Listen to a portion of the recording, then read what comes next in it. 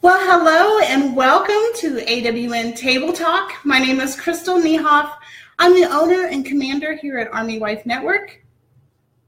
Today we're talking about deployment, more specifically that period during deployment when our soldier is away serving our country. Real quick, let's introduce our panel today. Hi, good morning. I'm Wendy Baird Packard, and we're really glad you joined us today. I want to take just a moment and share with you a little bit how Table Talk came about.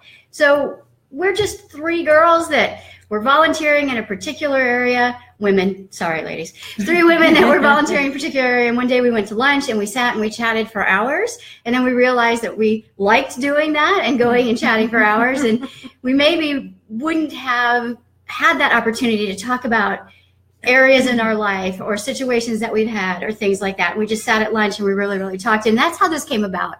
We want to feel like you are sitting at the table with us and we're sharing our experiences just like you're sharing your experiences, because we're just one community, we're one group. And so we really hope, please, that you will reach out to your friends, maybe friends that have people that are deployed, or maybe friends that are a little more timid and don't want to get out. We want to invite them to our table, and we want to invite them to learn with us and share with us. So just like you're sharing, please be sure. It's a whole community. Live, you know, it happens. So we really hope, please. Sorry. So please jump in with us, and as you can see, we're just here to sit at the table with you. And so share by liking this feed or sharing this video, and we're answering your questions about deployment on the live cast. So if you would put them in the comment section, and Tracy is going to be kind of feeding them back to us, and we can have a discussion about that. Yes. Aloha everyone, I'm Tracy Hargis. Thank you for tuning in. Today I'm handling the Facebook feed, so give me a shout out and tell us where you're watching from. And so far, we've got Amber from Fort Bragg. Hi, Amber. Yes. And hi, Sharita from North Georgia. Yay. So today we are continuing our discussion on deployment and reintegration. Specifically today, we're going to touch on the actual period of deployment when our spouses are gone and away serving their country. So during the deployment period, Wendy and Tracy, what are some ways that we can create ways to connect with our spouses while they're gone? Wow, there's all sorts of different creative ways that I've heard of. And just even a few weeks ago on the podcast, there was this wonderful woman who had some really great creative ideas. And I think what I took from her, one of these great things was sometimes you want to connect and communicate all the time with your spouse, your soldier, but you can't do that. And so she created a daddy box for her kids. And whenever there was something they wanted to comment on, or they wanted to talk about, or they wanted to share, they just put it in this box, and then once every couple of weeks they would send it to them. And I thought that was brilliant, because then it takes the pressure off of, what am I going to send in a care package? Oh dear, what am I going to put in that? You just create it as you go, and I thought that was really cool. And the guest name? It was Marna Ashburn, and I believe that was our February 19th podcast. So you can go hop over to blogtalkradio.com/AWTR and search for the podcast. I need to think, Marriage During Deployment, or I can't remember the exact title, but with Marna Ashburn. So really good ideas. One thing that we do, both with my husband, but also I have grandchildren back home in Kansas. So we have a private Facebook page that we created. It's secret. The only people that can see it are the people that's actually in the Facebook page. The neat thing is everything's kind of archived, or I should say Facebook group. So everything's archived in there. I'll, like for my grandchildren, I'll go live and read stories to them, and then they can go back because we're in different time zones. So they'll go back and watch that and follow along with the story. And a lot of times I'll send them the book. But that's just kind of a neat thing. My husband can leave videos for the kids too. And he can connect with us or even just, sometimes it's just nice to see their face, even if you can't actually talk to them that day on Skype or text or something. You can see their face, go back and watch some of the older videos. And so that's kind of one of the things we do. Do you have? Wish I would have thought about that. Oh, that's such a good idea. I should have thought of that. That was great. Wow. Well, when my husband, the first few times we had to actually, I laugh at him because he had the dinosaur phone, where it was still the flip phone, and he wasn't techie or anything. Of course, now he's graduated to smartphones, but we had to rely on the Red Cross phones. So that's how we communicated when we were first married. Red Cross phones, really? Yes. Wow. Wow. It wasn't that long ago. No, I was going to say, I don't think that was that long ago, but okay. No. All right. I'd love to hear some of the viewers' thoughts and some people that are watching. What are their really go-to things during deployment? Really like to hear that because that was a good idea that I never thought of. So that's really good. Really good. So how do you nurture the connection with your children when your husband's gone? That's really hard because they, I have 3 boys and all of them seem to not be that interested in talking to their dad when he called. And it would be me mostly talking to him. And sometimes that would be hurtful for him. But on the other hand, it's not like when we all got back together, it wasn't like they didn't want to be around their dad or anything. It was just, maybe they didn't like talking on the phone. I don't know.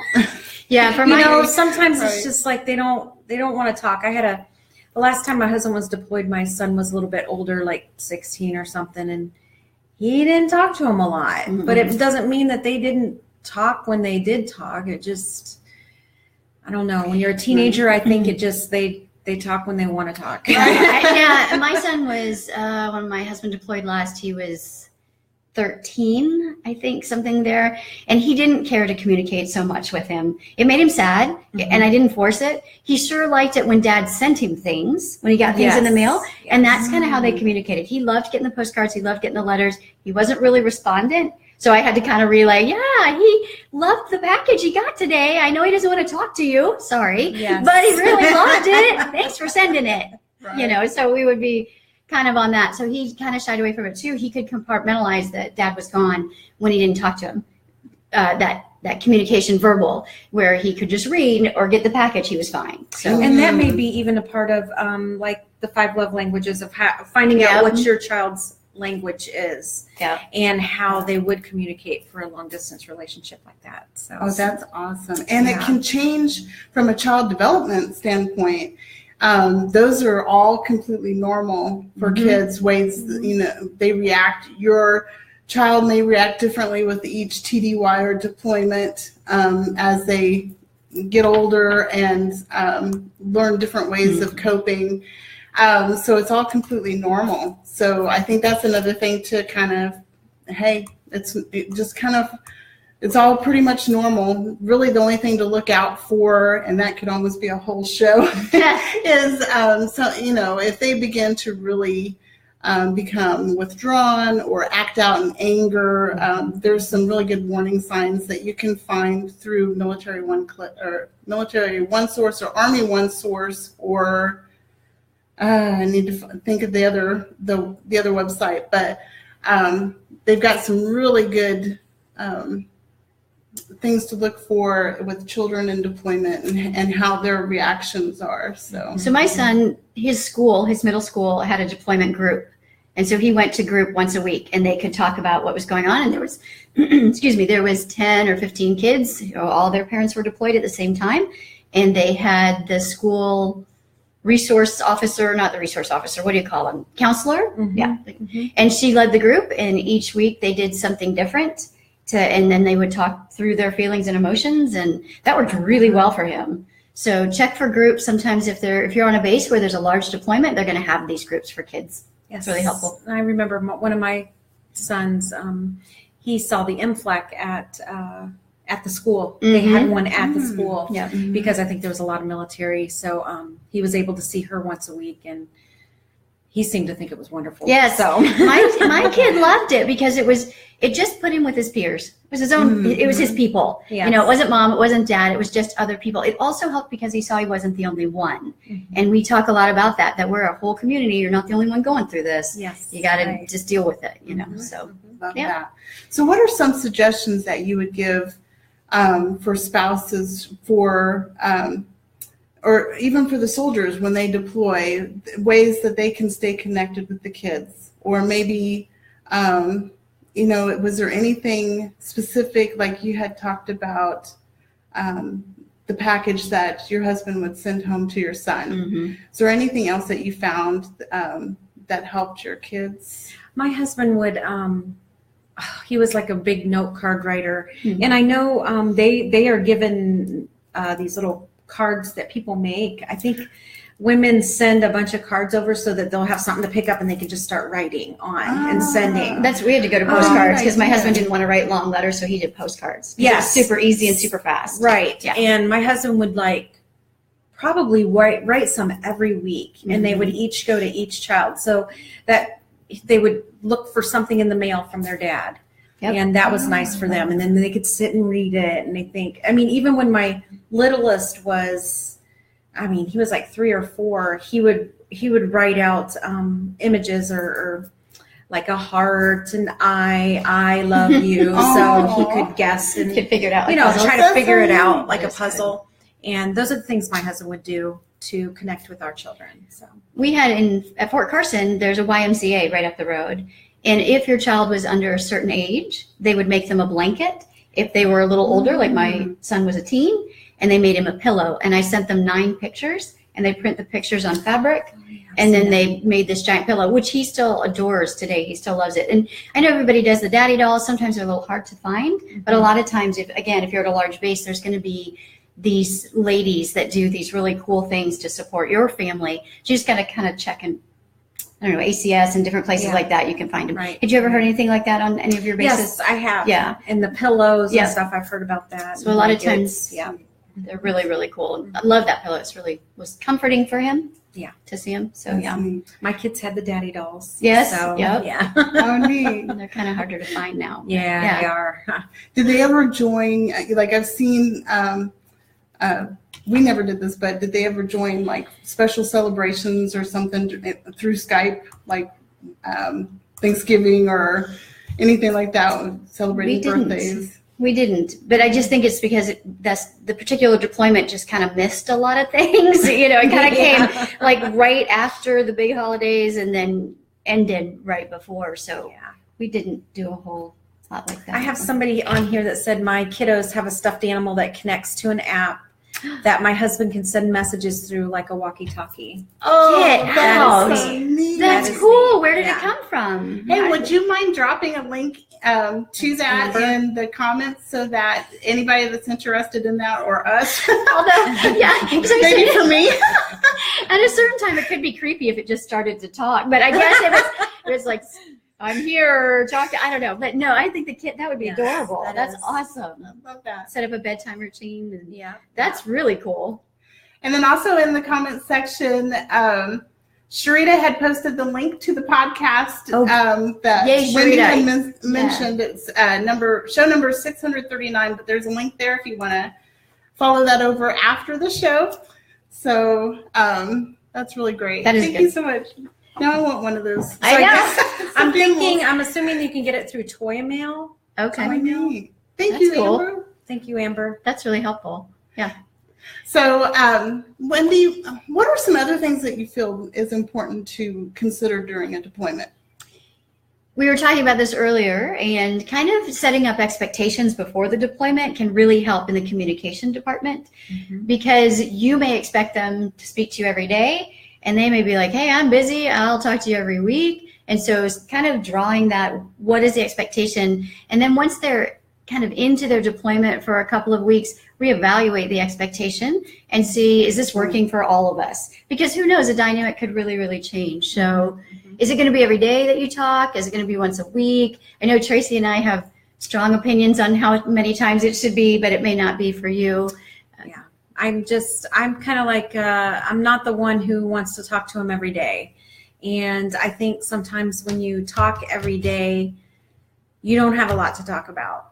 So I say, once a week or twice a week, reconnect again, have some things that you want to talk about, maybe write the things down so you don't forget what you need to talk to them about. And then I think your conversations are going to be a little bit more meaningful to each other when you have something to talk about instead of, especially if you're a mommy at home and you're not doing a lot anyway. And you'll have more to talk about if you just wait a few days or whatever and talk to each other. And accent the positive, not the negative. So if Yes. there's something, and we talked about this a little bit on our first, if the car broke, maybe you get it fixed and then you tell him, everybody's different and your dynamic is different. But I just figured that I would share news that maybe wasn't great news after it was already figured out, because there just wasn't much my husband could do from downrange other than worry. And I didn't want him to worry. I didn't want him to be distracted. I needed him to focus. And so I just handle it. And then I say, well, yeah, the car broke and the other car broke and I had to walk to take it to, and then he could just be empathetic and we would go on. And that seemed to work for us for sure. Yes. And I know it doesn't work for everybody. Right. Some people, they want to talk every day and they want to do that, which is fine. But that's just how it worked for us. So when your husbands were deployed, did Murphy's Law rear its ugly head? It's really funny. I've been thinking about that because we feel like it does. Because it's just, but the other day I walked out of the house and I had a nail in the tire of my car. And so the tire was flat. Now, this is a tire that I replaced about a month ago because it was flat from something else. Now, my husband's home. So I just think we don't notice it as much because what I did when the tire was flat is I walked back in the house and said, my tire's flat. And my husband went out, took the tire off, took it to the shop, got it repaired, put it back on. If he hadn't been home, I would have had to figure out how to do all that. And so I think we just see it more because we have to handle everything at that point instead of dishing it or, kind of separating out. What am I thinking? Delegating, right? Yeah. Right. So do I think it happens? Yes. Do I think that we just notice it more because we're on our own? Yes. And we really focus on it. Like, really? Not again. Something else?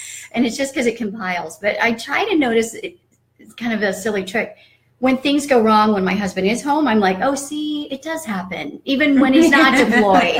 That's a good reminder. I still get sick. The dog still gets sick. The car still needs to, it does happen. We just don't notice it because we delegate. That's just my view. So I don't know. What do you think? No, I totally agree with you. It's kind of more, it's less stress on me because he's figuring out the problem. Not, I don't have to try to figure it out. I walk back in and go, hey, I got a problem. And then sit on the couch, drink my coffee.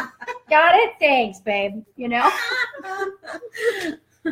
it's not me, I'm like, oh, shoot, I've got to get to work. I've got to get my kid to school. Inevitably, you're trying to figure 8 things out at one time where instead they're just handling it. That is so true. And talking about Murphy rearing his ugly head and just how we tend to delegate those things when our husbands are around. Let's chat a little bit about self-care. A couple of live casts ago, one of the gals was asking about self-care. And so I thought this would be a good time to really kind of dive into it. So what does self-care look like for you when your husband's deployed? For me, it looks like when you have kids, to me, it is dropping them off at I was going to say anywhere. No. dropping them off at the CDC for your so many free hours that you get a month. Do it because it really helps. I was the type of person, my last child, I was like, oh no, I'm not going to do that. I'm not going to do that. And the first time I ever did it, I thought it was just absolutely wonderful. It was nice because I was able to take time for myself. And I think it was nice when we would reconnect with the child.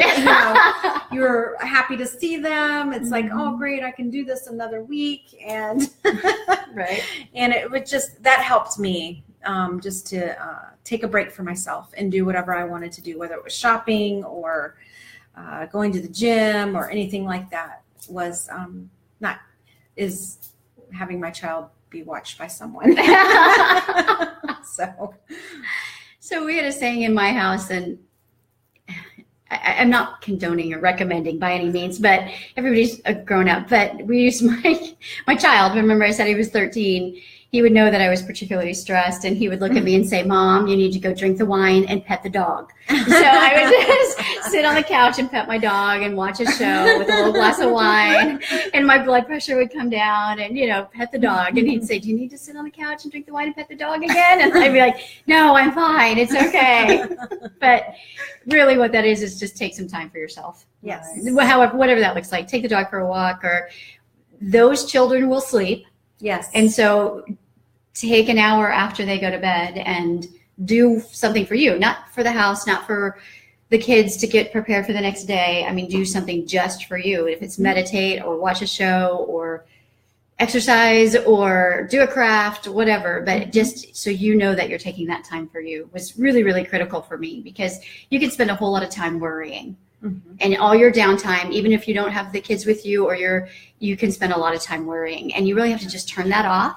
Yes. And no news is good news, and sit down and do a puzzle, read a book, go for a walk, exercise, eat right, meditate, whatever it takes. But take care of yourself, and sleeping and eating are really, really critical. Yes. To take care of yourself. So. Agree.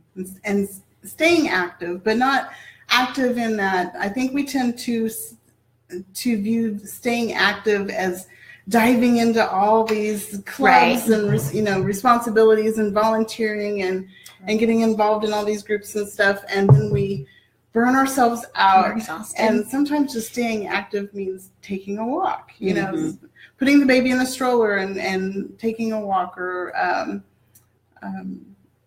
doing something that is not stressful or makes you feel like you're obligated. Yes. I'm the type that'll feel really obligated. And you do all these obligations, and then when you do have a Murphy thing, like the car doesn't work or whatever, then you just feel so much pressure because you can't get to all your obligations. It's just more things you can't get to. So, I think you're exactly right. Stay involved, stay connected, but don't overwhelm yourself, for sure. Now, were either of you, did you have husbands that deployed before you had children? Like, what is, I think that it's just as important for gals to remember, or for spouses to remember self-care, even when, we often think of that in relation to having children.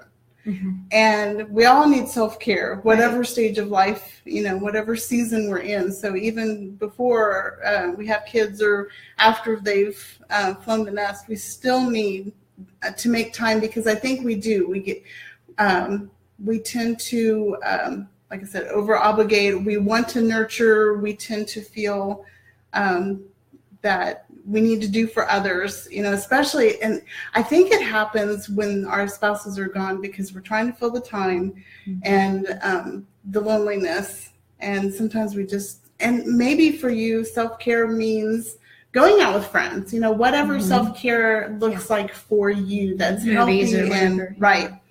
So, when before we had children, we were married for like 5 years, and he would deploy. And, but I think the thing that helped me the most was having a job.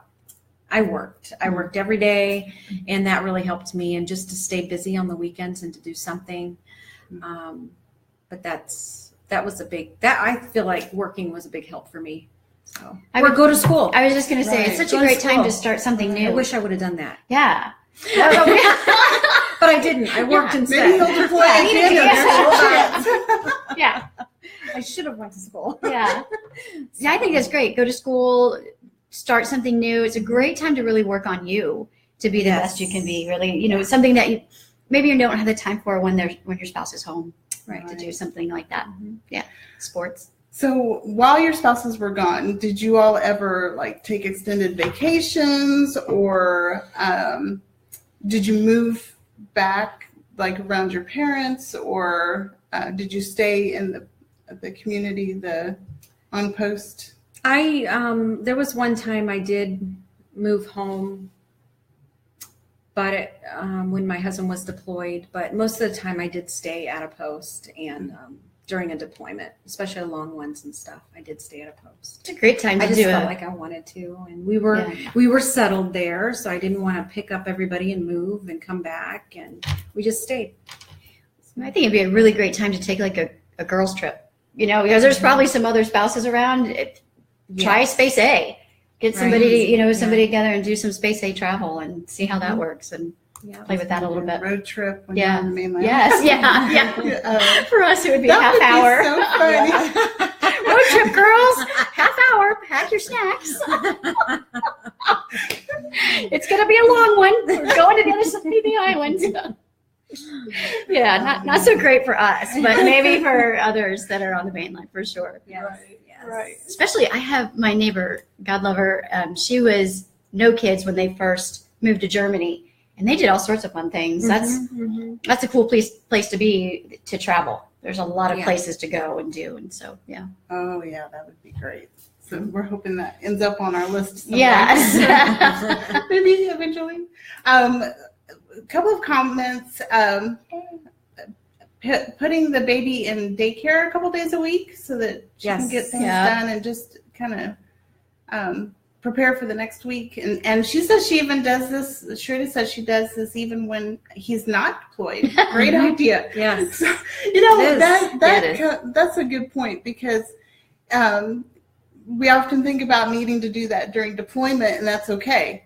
But we don't give ourselves permission to do that when they're not deployed, but we don't have family to fall back on. Like when I was raising my older ones, I had my mom and my sister to fall back on, that could help me if I was late for work or late getting home from work, or just if I needed a break, they could take the kids. But with my youngest, I don't have that. And so sometimes it's been a little rough, but I think we don't give ourselves permission to take them to daycare or leave them with a sitter that you've checked their background, that they're safe.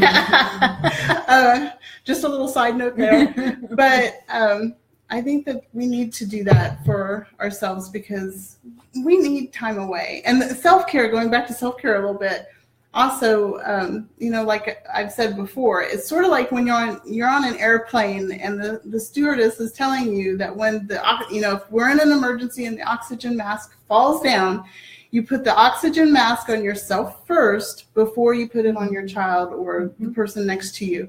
And that's because if we lose oxygen and we pass out, who's making dinner? That's all I'm just saying. Who's got dinner? I just, kids eating out that night. Yeah. So we can't take care of our kids, So, and that's the same with self-care. And that's another thing. If we need to make a fast food run, don't feel too guilty. Sometimes you just have to do that. Do it. Yeah, just do it. Absolutely. Yes. So, well, that is it for us tonight, or this morning. For us this morning. Yeah, whatever. For you, it may be afternoon, but that's it for us today. And it's been so much fun. Always have so much fun with Wendy and Tracy. And we're so glad you all tuned in. And thank you for all your comments. And if you enjoyed this video, would you like it and share it with your friends, and especially those in the military? Our heart, as Wendy showed earlier, is to really help other military spouses in their journey, come alongside you. And so if you have questions for us, please post it below this video and we will get to them on another live cast. Yep. Yes. On our next live cast, we'll cover preparing for the reintegration phase of deployment. That time occurs after your spouse comes home. Sorry, I can't talk today now. So let me just go here. That reintegration when your spouse comes home, and sometimes that's a little bit of a challenge too. What to expect for that for redeployment. Right. Yeah.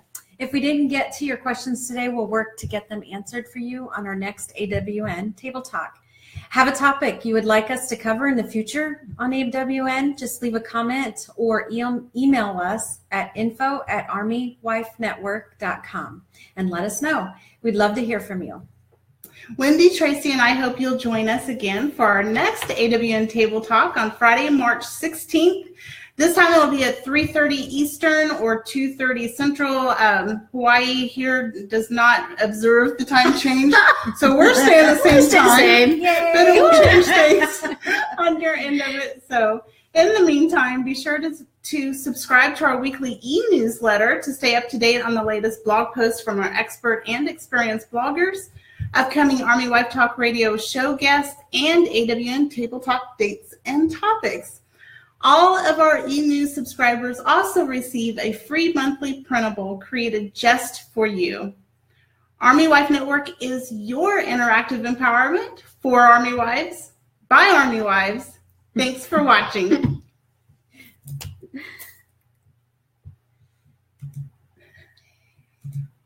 There we go.